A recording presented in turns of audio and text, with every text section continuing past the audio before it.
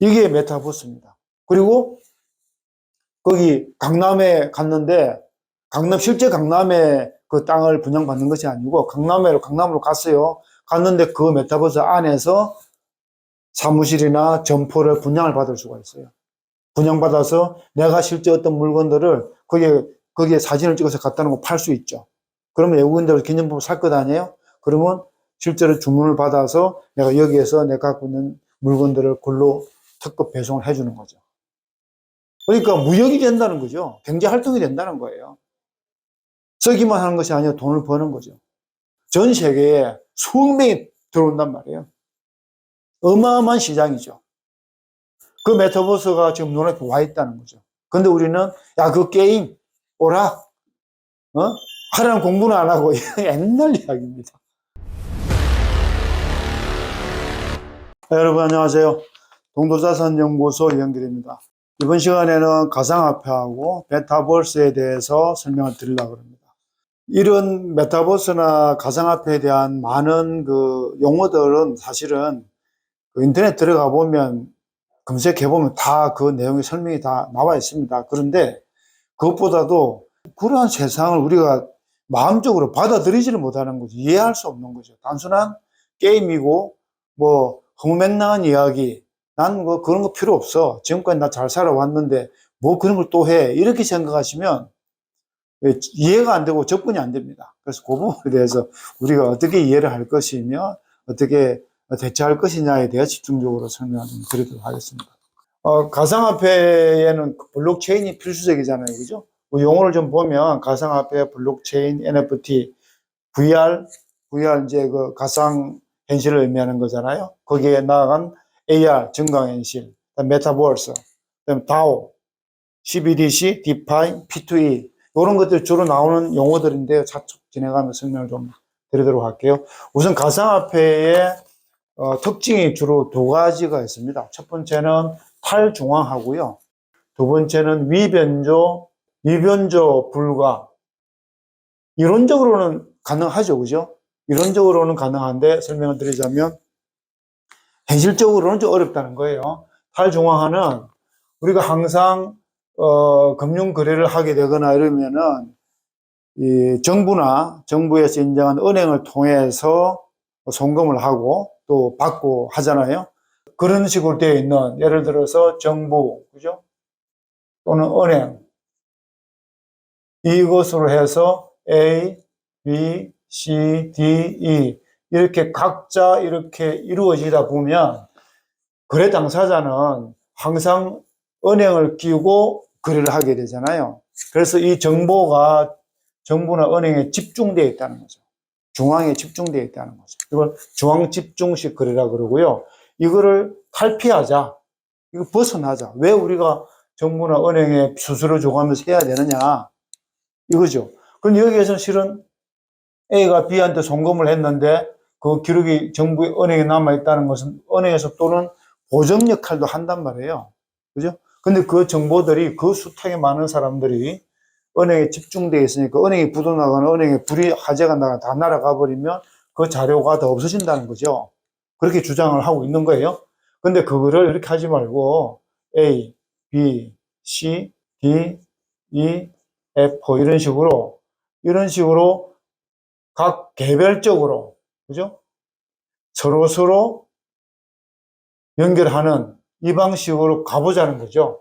그러면 여기서는 은행이 보정 역할을 했으니까 그래도 그나마 나았는데 여기에서는 A가 B로 거래하고 이게 돌고 돌아서 F까지 왔으면 거래 정보가 전부 다 C에도 기록되고 D에도 저장되고 다 저장이 되는 거예요.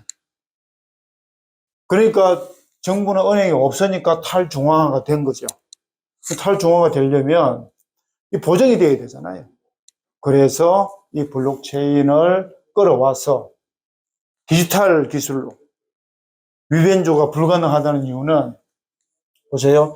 이 디지털 블록체인으로 걸려져 있으면 거래 당사자로 참여하지 않는 한 이 거래 내용을 다른 사람은 알 수가 없어요. 그죠? 그러니까 그 대신에 이 거래가 된 당사자끼리는 거래 내용 그 히스토리가 전부 기록이 돼서 A 컴퓨터, B 컴퓨터 다 이렇게 다 들어가 있단 말이에요. 예를 들어서 BC가 없어졌다. 불이 나서 없어졌거나 해킹을 당했다. 그러면 그 기록이 A, F, E, D에 남아있잖아요. 그죠? 그럼 또 검색 복원이 된다는 거죠. 이게 간단히 이렇게 해서 그렇지 수십만 개 거래가 이루어지면 해킹을 할 수가 없죠. 그죠? 이 계속 거래가 지금도 계속 되고 있는데 이게 만일에 서로 이게 A, F 요 각 컴퓨터에 저장된 기록이 두 개가 맞지 않으면 오차가 생기면 자동적으로 투표를 해요. 프로그램상 투표를 해서 이게 과반수 이상이 되면 그걸로 인정이 되겠죠. 그러면 반반 이루어지면 어떻게 되느냐? 반반인 경우에 과반수가 안 되면 그대로 있다가 다시 다른 거로 하나 또 체결이 될 것 아니에요. 거래 당사가 또 참여할 거 아니에요. 그 숫자가 또 반이 넘게 되잖아요. 그러면 투표를 해서 다시 그 오차를 보완해서 보완을 한다는 겁니다. 그래서 블록체인은 위변조가 불가하고 탈중앙화를 이룬다는 거 하고요. 익명성이 있느냐 없느냐의 문제도 있어요. 현금을 우리가 뽑으면 익명성이 보장이 되잖아요. 누가 뽑은 건 아는데 그게 어디로 가는지는 모른단 말이에요. 뇌물로 많이 이용되고 그러잖아요. 근데 여기에서는 이 주소가 다 나와 있어요. 각 거래 당사자의 가상화폐의 주소가 다 나와 있단 말이에요. 근데 그 주소를 타고 들어가면 그 주소하고 실제로 이 사람이 또 현존하고 있는 사람하고 연결되려고 그러면 그 주소를 가지고 또 추적을 해야 되는 거는 어떤 공권력이 투입이 돼야 되겠죠. 익명성이 반드시 보장된다는 건 아니고, 다만 국가에서 보면 국가가 이 거래 내역을 알기 위해서는 거래 당사자로 참여할 수밖에 없죠. 참여하면 국가에도 다 기록이 남으니까. 근데 이거 엄청나게 많은 이 화폐나 디지털 자산이 거래가 이루어지는데 국가가 이걸 알기 위해서 매 거래마다 들어가서 자기도 사고 팔고 들어갈 수가 없잖아요. 그래서 국가에서 보면 이런 세계가 탐탁지 않은 거죠. 그래서 국가에서는 디지털 화폐라고 그러면 국가에서 원초적으로 A가 국가가 되는 거죠. 원초적 국가가 발행하는 전자화폐, 암호화폐를 그러면 써라. 한 것이 뭐냐면 이겁니다. CBDC. CBDC는 뭐냐면 센트럴뱅크 중앙은행이잖아요. 센트럴뱅크 디지털 커런시 그래가지고 중앙은행에서 발행한 디지털 화폐. 현재 우리 가지고 있는 화폐가 아닌 거죠. 스마트폰과 컴퓨터만 있으면 그 안에 돈을 넣어놓고 디지털식으로 인출을 하는 거죠. 그 이거는 뭐 CBDC 같은 경우는 익명성이 전혀 보장이 안 되죠. 돈이 다 기록된 자기 내 그 컴퓨터에서 돈이 빠져나가고 다 하기 때문에 국가에서 다 이게 관리가 된단 말이에요. 중국에 있는 위안화, 디지털 위안화 화폐 있죠. 그거를 지금 하고 있는데 중국 공산당이니까, 공산국가니까 사용이 되는 것 같아요. 근데 민주사회에서는 이거 쓰기가 좀 어렵다고 봐지겠죠. 그죠? 그래서 이 블록체인을 통해서 이 장점을 이용해서 NFT라는 개념이 또 생기게 됩니다. NFT는 뭐냐 그러면 이겁니다. 일단은 우리 현실 세계에 그림이 있든지 저작권이 있든지 뭐 있을 것 아니에요. 그죠? 그러면 현실 세계에 그림이 있다고 가정을 해보자고요. 모나리자 그림이 이렇게 있어요. 모나리자 그림이 이렇게 있다고 가정을 하면 이걸 우리가 누구라도요. 그 박물관에 가서 사진을 찍어서 그 사진 일단 영상화 해야 돼요. 사진을 동영상에도 상관은 없어요. 꼭 사진이어야 되는 건 아니니까 그 동영상이든 사진을 찍어 와서 이거를 NFT를 등록을 합니다. NFT 등록해주는 업체가 있습니다. 지금 현재 NFT는 이더리움에 쓰인 블록체인을 기반으로 한다고 해요. 그렇게 해서 NFT 등록을 해 놓으면 이렇게 해가지고 NFT는 정확한 의미가 non-fungible 토큰이니까 대체 불가능 토큰이란 말이에요. 그 대체가 불가능하다. 그 가치가 이 그림을 똑같은 모나리자를 찍어도 내가 찍은 것과 다른 사람이 찍은 것, 옆에서 찍은 것에 따라서 가격이 다 틀리다는 거죠. 근데 이 사진을 찍어서 NFT 하면 이것은 원본이 되잖아요. 근데 사진을 찍은 게 좋아요. 예쁘게 잘 찍었어. 그러면 이거 원본을 해가지고서 이렇게 인터넷에 올려놓으면 다른 사람들이 복제를 해서 똑같은 사진도 사용할 수 있어요. 그러면 뭐 NFT를 왜 하냐? 그죠? 근데 원본이잖아요, 이거는. 원본에 가치가 있다는 거죠. 그래서 이걸 팔려 그러면 누가 살 것 같아요? 복제해 쓸 수 있는데 아무도 안 사죠. NFT를, 이건 우리가 한 거고, 똑같은 이 모나리자 사진을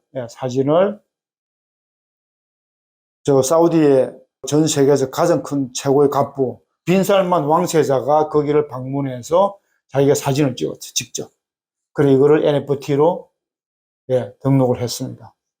그러니까 왕세자가 빈살만이 직접 NFT 등록까지 했어요. 그리고 이걸 딱 내놓으면, 이거 살 거야, 안 살 거야? 이건 값이 엄청나게 나오겠죠. 뭐 매덕 블루도 팔릴 겁니다.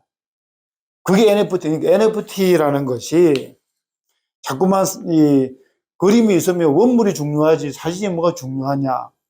이게 거기에 출발을 하면 NFT 이해를 못해요.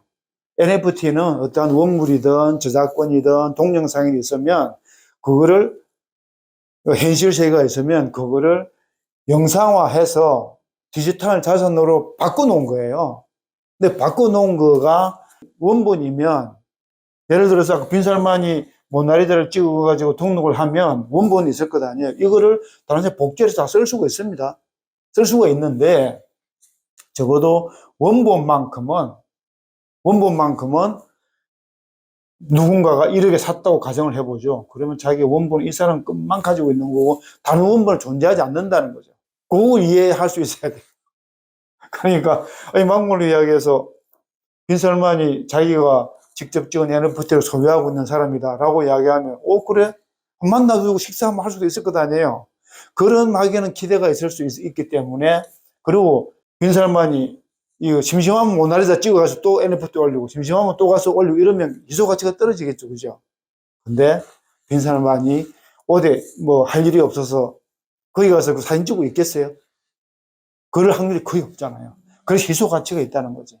그럼 이건 거래가 된다는 겁니다. NFT는 있는 겁니다, NFT는. 우리나라에 청와대에 가가지고 청와대에서 내려보는 사진이 요즘 개방했잖아요. 멋있는 사진을 찍었어요. 사진을 찍어가지고 이렇게 인터넷에 올렸어. 그런데 올리기 전에 NFT를 딱 해놨단 말이에요. 해놓고 나서 이게 막 사진이 너무 좋아가지고 계속 사진이 막 돌아다녔어요. 돌아다니고 이제 인지도가 올라갔잖아요. 그때 NFT 거래소에 딱 올려놓는 거예요. 청와대 그 사진이 실은 누군가가 몇 월 며칠 날 찍어서 한 거다. 이게 그 원본이다. 바로 돌아다니는 건 다 가짜다. 복제본이다. 디지털 복제를 하면 똑같아요, 실은. 그림은 똑같습니다. 하지만 원본으로서 가치가 있는 거죠. 그거는 매매가 될 수 있고 재산 가치가 될 수 있다는 거란 말이에요. 그래서 블록체인하고 NFT가 설명이 됐고요. 메타버스를 좀 보도록 할게요. 메타버스 마찬가지로 우리가 기존에 갖고 있던 상식을 좀 바꾸셔야 돼요. 메타버스라 그냥 쉽게 말해서 게임 세계라고 보시면 됩니다. 그런데 우리가 그동안에 해올 때는 자녀들 키울 때 방에 들어앉아가지고 컴퓨터에서 게임하는 거 진절머리 나잖아요. 나가서 공차고 운동을 하든 친구들하고 이렇게 산책을 하든 등산을 하든 안 하고 발전적인 걸 안 하고 방에 구석에 들어앉아서 계속 컴퓨터만 게임만 하고 있습니다. 게임에 대한 아주 좋지 않은 인식을 우리가 가지고 있죠. 저희 어릴 때는 블록 깨기, 테트리스 정도였단 말이에요. 그러다가 1990년대 들어와서 스타리그가 떴죠. 게임 자체가 차원이 다르죠. 스타리그는 내가 사령관이 돼서 공격하라, 탱크 설치하고 테란으로 가고 이런 게 저글링을 깨고 이런 게 내가 지시를 할 수 있는 상황이 됐잖아요. 그것도 완전히 순수한 게임이죠. 그 게임은 거기 들어가서 내 시간을 버려가면서 내가 돈을 지불해야 되잖아요. 그죠? 하지만 지금 메타버스는 그게 아니라는 겁니다. 만일에 그 게임에 들어가서 그 안에서 생활을 하고 그 안에서 내가 상담을 받을 수 있고 그 안에서 내 물건을 팔 수 있는 가상의 세계라면 실제로 가상의 세계에서는 가상화폐로 통용이 되겠지만 그 가상화폐를 벌어서 가져 나와서 환전을 하면 현실 세계 돈으로 바꿀 수 있단 말이에요. 그러니까 게임하러 간 것이 아니라 이제는 나의 경제 활동을 하기 위한 세계가 메타버스인 거죠. 메타라는 말은 초월적이라는 뜻이잖아요. 뒤에 벌써 유니버스에서 나온 거예요. 그러니까 합줄여서 메타버스라고 얘기하는 거거든요. 그 메타버스가 도대체 뭐냐? 메타버스라는 가상세계입니다. 가상세계를 지금 뭐 네이버나 카카오, SK, 삼성, LG 다 이거 세계를 구축하느니라고 지금 엄청난 투자, 몇 조를 투자를 하고 있습니다. 그 얘기는 무슨 얘기냐 그러면요. 곧 메타버스 세상이 온다는 거예요. 그럼 우리 그거를 이해하지 않으면 안 되거든요. 메타버스는 이런 겁니다. 여기에 만일에 지구가 있고 우주가 이렇게 있잖아요. 우주는 점점점 확장돼 커 나가잖아요. 근데 이건 정말 현실적으로 커 나가야 되지만 가상세계는요. 이 가상세계는 말 그대로 무한이죠. 이 컴퓨터로 접속을 하면 가상세계에 들어가면 그 플랫폼을 파고 들어가잖아요. 들어가면 시공간을 초월합니다. 나 지금 미국 월가에 한번 구경하고 싶어. 나의 아바타를 만들어서 메타버스에 들어가잖아요. 들어가면 내 아바타가 뉴욕 월가 그 타임 스퀘어 있는 앞에 딱 떨어져 있습니다. 가다 보면 거기에 다른 아바타들이 무지 많이 와 있어요. 같이 이야기도 하고 관광도 하고 월가도 구경하고. 근데 브라질에 이구아수 폭포를 보고 싶어. 그럼 그거 가가지고서 또 그 내 아바타를 보내는 거예요. 거기 가서 서로 이야기하고 그걸 구경하고 할 수 있는 겁니다. 그러니까 거기 가서 너무 다른 뭐 기념품을 살 수도 있고 지급하면 기념품이 실제로 나한테로 배달이 오는 거죠. 예, 그런 형태로. 또 어떤 경우에는 베트남 전쟁, 그 유명한 우리나라 청룡부대 해병대가 한 300명이 안 된다 그랬어요. 뭐 할기 중대에 그랬는데 베트콩 3,000명을 상대로 싸워서 300명 이상의 뭐 전사자를 상대방이 안기면서 승리한 짭인동 전투 있거든요. 그런 전투를 가상세계를 만드는 거죠. 플랫폼 회사에서 만드는 거예요. 그럼 거기에 가보면 뭐 진짜로 전쟁이 나는 것처럼. 그럼 내 아바타가 가서 총을 들고 나는 뭐 소대원이 되겠다. 소대장이 되겠다는 그런 직책을 부여받아서 그들이 행동을 하는 거예요. 총도 쏘고.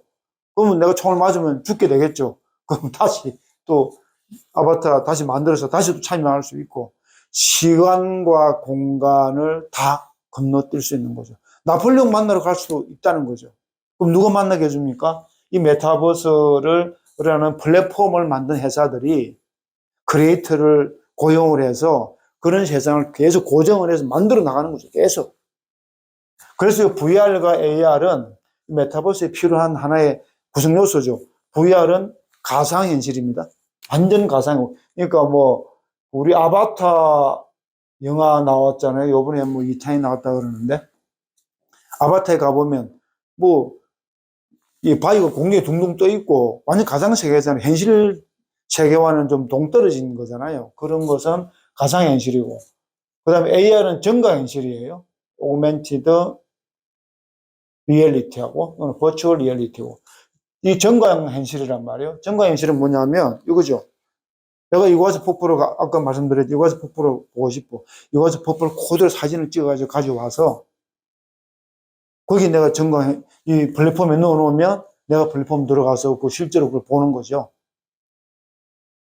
그걸 정가현실입니다. 이게 점점점 발달이 되면 사람의 뇌파를 이제 이용하는 거죠. 뇌파를 이렇게 인식기를 달아서 실제로 내가 거기에 추운 지방에 가면 추위를 느끼고 전쟁을 하면 공포감을 느끼게 되고 총알을 맞으면 통증이 오는 그 정도로까지 발달된다는 거예요.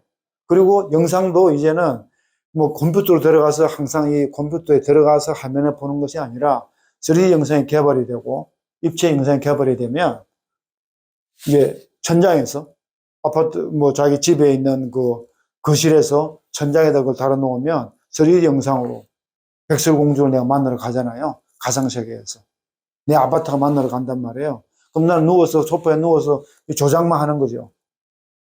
그러면 이 뇌파 기술까지 이제 되면은 내가 생각하는 대로 아바타가 움직여요. 야, 나는 지금 뛰어야 돼. 그러면 아바타가 막 뛰어가요. 수업 한다 그러면 수업 되는 거고. 어차피 우리가 두뇌에서 우리 육체에 신경계를 통해서 명령을 전달하는 거잖아요.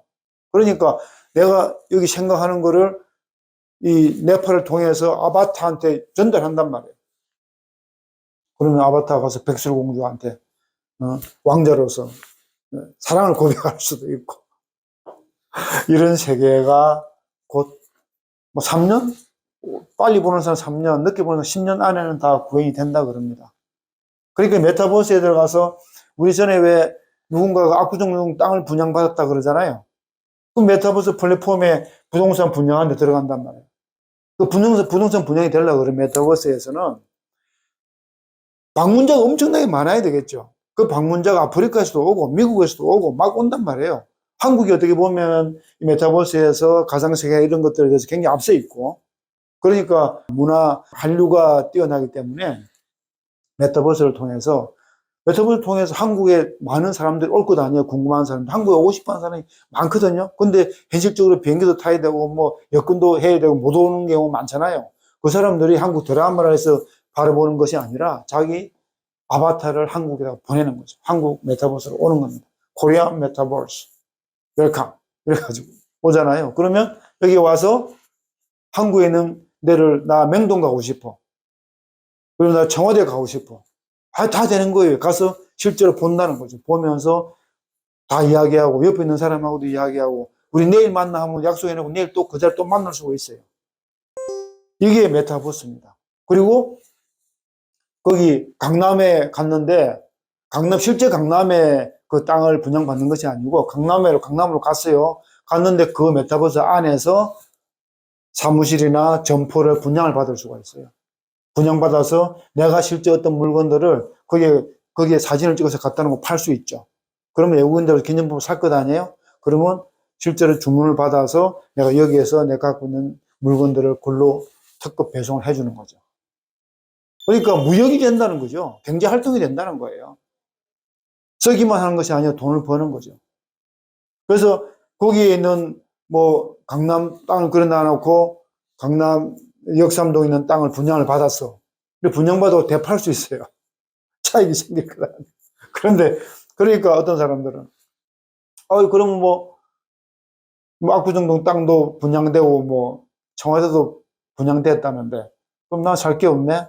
그렇지 않죠?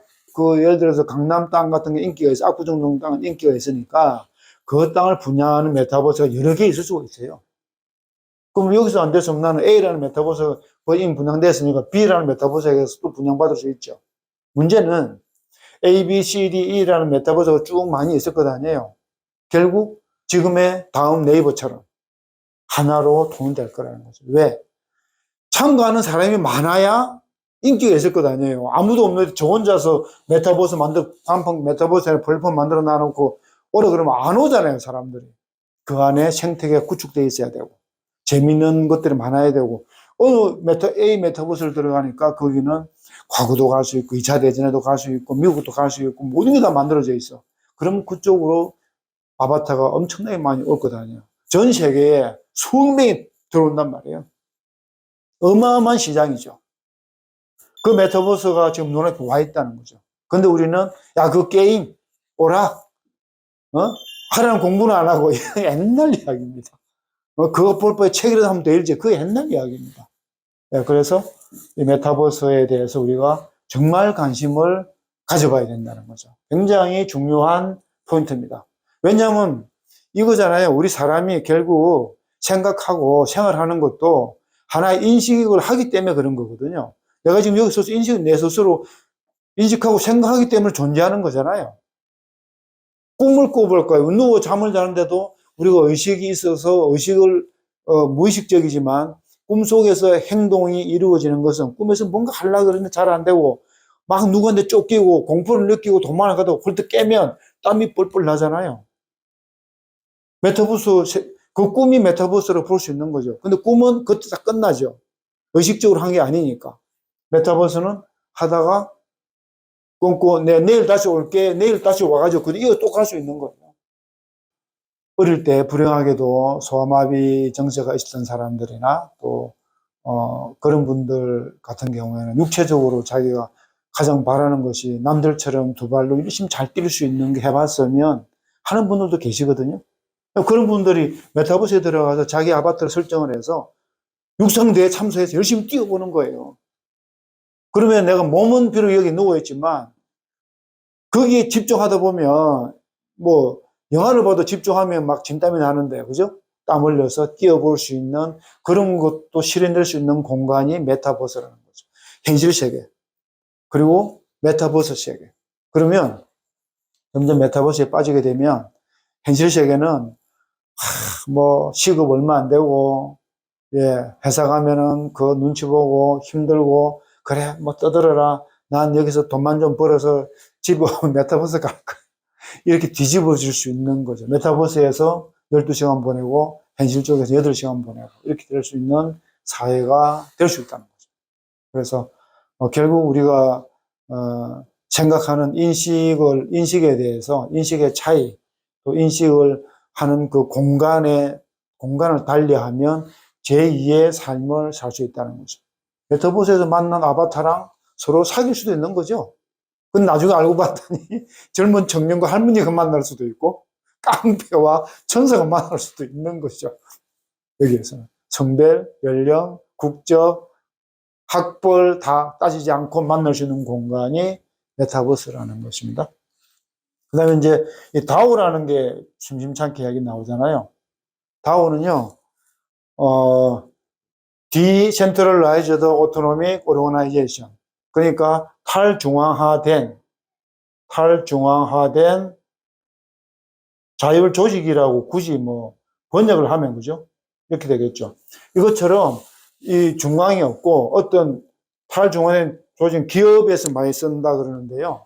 기업에 위에서 뭐 딱 결정해서 아를 해라 이게 아니고 구성원이 똑같이 해가지고서 안을 제시해라. 그렇게 해서 AI를 동원해서 자율적으로 의사결정이 되는 그런 업무적인 걸 하기 위해서 다오라는 걸 하는데, 다오를 또 중시하는 분들은 모든 기업이 다오의 시스템으로 바뀔 것이다.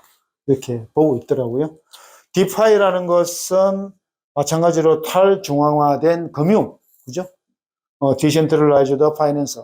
그러니까 금융을 이야기하는 거고, B2E는요, 아까 여기 있었죠, 여기. 이걸 이제 B2P 방식으로 이게 연결되는 거라, 1대1로. 어떤 A의 컴퓨터에서 B 컴퓨터 1대1로 이거를 P2P라고 그러는데, 이때 P는 피어, 응시하다 뭐 이런 뜻이 있잖아요. 그죠? 피어 투 피어. P2P 방식으로 한다는 거에 빗대어서 P2E라는 것은 뭐냐 그러면 이 메타버스나 이런 데 들어가면 컴퓨터를 해야 되잖아요. 이 컴퓨터 플레이. P가 플레이예요. 플레이 투 earn. 이 ARN. 돈 벌다죠? earn. EARN. 그죠? 네, earn이죠. 그러니까 play to earn. 플레이를 하되 돈을 벌기 위한 플레이다. 그러니까 메타버스에서는 P2E가 가능한 거죠. 이 P2E 그러니까 별거 아닙니다. 그냥 이렇게, 여기에 들어가서 놀면서 돈 버는 거구나 생각하시면 됩니다. 그렇게 해서, 이해가 좀 되셨는지 모르겠는데, 결국은 어떤 용어 이런 거에 치중하기보다는 우리가 기존의 상식과 가치를 좀 깨뜨리는, 그죠? 그거를 벗어나야만이 가상화폐를 이해할 수 있고, 메타버스 이해할 수 있는 거죠. 예, 메타버스에, 접속하기 위해서는 돈이 들어가야 되잖아요. 그렇죠? 그래서 거기에 필요한 돈은 가상화폐라는 거죠. 각 나라별로, 각 은행별로 다른 화폐가 아니라 이 가상세계에서 통용되는 가상화폐, 비트코인이나 이런 게 된다는 거죠. 그래야만이 이 화폐가 통일이 될 것 아니에요. 그리고 이 메타버스도 또 여러 개란 말이에요. 그러면 그 메타버스 간에도 호환될 수 있는 그런 화폐가 필요하고, 또 그 화폐를 증명하기 위해서, 보정하기 위해서 블록체인이 필요하다. 이런 내용입니다. 그래서 메타버스에 대해서는 다분히 인생 철학적인, 인식론적인 그런 부분들이 작용하고 있습니다. 그래서 차후에 좀 더 관심을 갖고 보시기 바랍니다. 오늘 여기까지 하고요. 다음 시간에는 가상화폐, 가상자산에 대해서 법과 제도가 얼마나 정비가 되어 있고, 또 거기에 대한 가상자산의 과세는 어떻게 하는지에 대해서 여기서 보도록 하겠습니다. 오늘 여기까지 하겠습니다. 네, 구독과 좋아요 부탁드릴게요. 감사합니다.